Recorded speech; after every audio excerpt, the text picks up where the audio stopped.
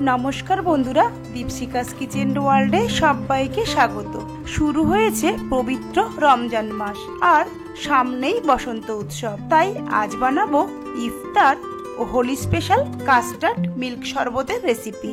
তাহলে চলুন দেখে নেওয়া যাক ঠান্ডা ঠান্ডা টেস্টি কাস্টার্ড শরবতের রেসিপি। কাস্টার্ড শরবত বানানোর আগে আমি একটি প্রিমিক্স বানিয়ে নেব, আর সেই প্রিমিক্স বানানোর জন্য আমি একটি মিক্সার জারে 1 কাপ চিনি, হাফ কাপ কাস্টার্ড পাউডার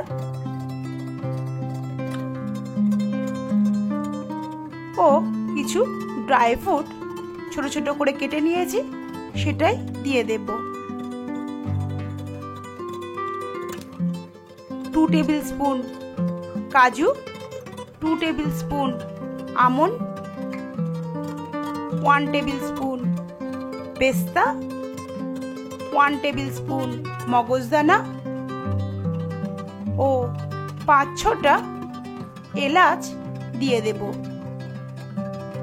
দিয়ে সবকিছু খুব ভালোভাবে একটা মিহি পাউডার আমি বানিয়ে নেব।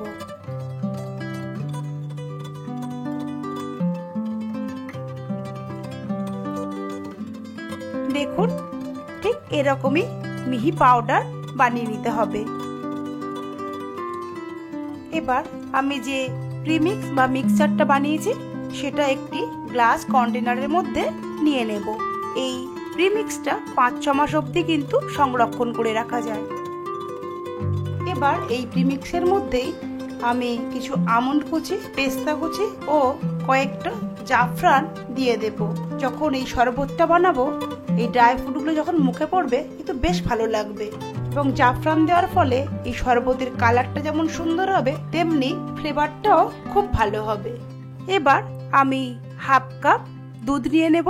দুধটা রুম টেম্পারেচারে রাখা ছিল, তার মধ্যে 5 থেকে 6 টেবিল স্পুন এই প্রিমিক্সটা দিয়ে একটি লিকুইড বানিয়ে নেব।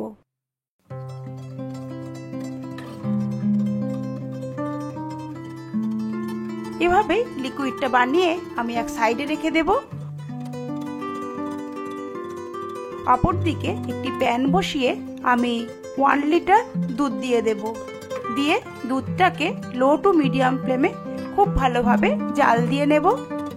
আর দুধ ফুটে উঠলে আমি যে ঠান্ডা দুধের মধ্যে প্রিমিক্সটা মিশিয়ে নিয়েছিলাম সেটা আস্তে আস্তে দুধের মধ্যে দিয়ে দেব।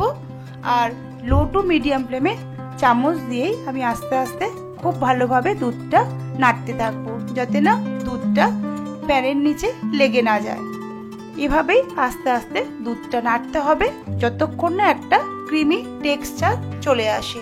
দেখুন, কালারটাও কিন্তু অনেকটা চেঞ্জ হয়ে গেছে। এরকমই একটি টেক্সচার আমাদের তৈরি করে নিতে হবে, না পাতলা না খুব ঘন।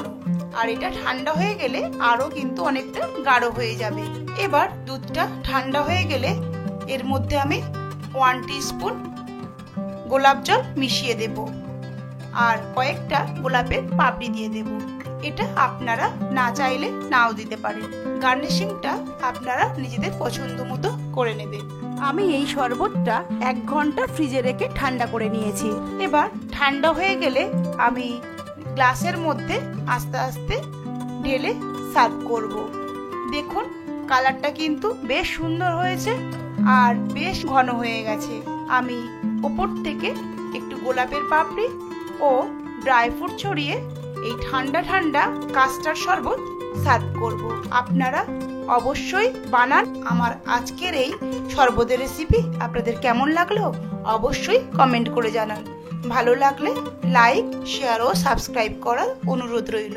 পরিবারের সাথে আপনারা ভালো থাকুন, সুস্থ থাকুন। ধন্যবাদ।